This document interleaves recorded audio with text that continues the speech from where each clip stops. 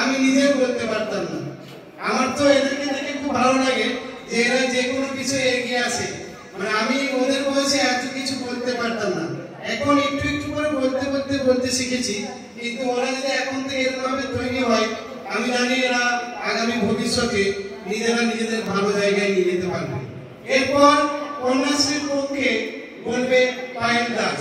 আমি পায়েল দাস, সপ্তম শ্রেণীর ছাত্রী। এখানে উপস্থিত সকলকেই যথাযোগ্য স্থানে সম্মান জানিয়ে আজ আমি কন্যাশ্রীর পক্ষে আমার মতামত প্রকাশ করতে চাই।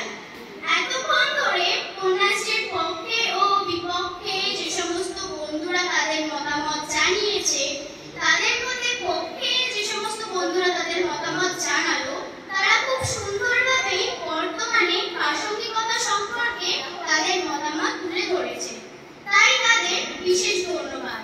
এবং বিপক্ষের যে সকল বন্ধুরা তাদের মতামত তুলে ধরেছে, তাদের মতামত শুনে আমি এতক্ষণ বসে বসে মুচকি হাসছিলাম। তো তাদের জন্য বলবো, সমালোচনা করার জন্য সমালোচনা করতে হবে, এটা ঠিক নয়। ভালো কোনো জিনিসকে ভালোভাবে গ্রহণ করতে শেখো। আমি প্রথমেই বলি, প্রাচীনকাল থেকেই নারীদের সামান্যতম অধিকার থেকে বঞ্চিত করা হয়েছে। তাদের শেখানো হয়েছে তুমি বাল্যকালে পিতার অধীন, যৌবনে স্বামীর অধীন এবং বার্ধক্যে পুত্রের অধীনে। এই শিক্ষাটি ভাঙার নারীকে নিজের পায়ে দাঁড়ানোর অধিকার, স্বাধীনভাবে বাঁচার অধিকার দিয়েছে এই কন্যাশ্রী। কিছুদিন আগে আমি একটা স্লোগান দেখেছিলাম, যেখানে বলা হয়েছিল যে প্রতিটা ঘরে মা শিক্ষিত হলে তবেই তাদের সন্তানরাও শিক্ষিত হবে। তবে আজ যারা কন্যাশ্রী পাচ্ছে, তারা ভবিষ্যৎ সমাজকে আরো উন্নত পথে নিয়ে যাবে, তাদের সন্তানকে যোগ্য পথে নিয়ে যাবে।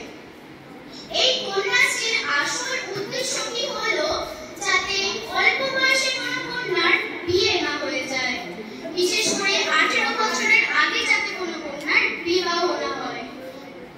তবে আজও যেখানে বিবাহ বন্ধ করা যায়নি, সেখানে শুধুমাত্র কন্যাশ্রী পারবে বাল্য বিবাহ বন্ধ করতে।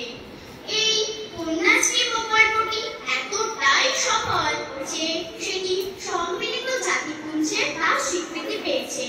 আজ কন্যাশ্রী হয়ে উঠেছে বিশ্বশ্রী।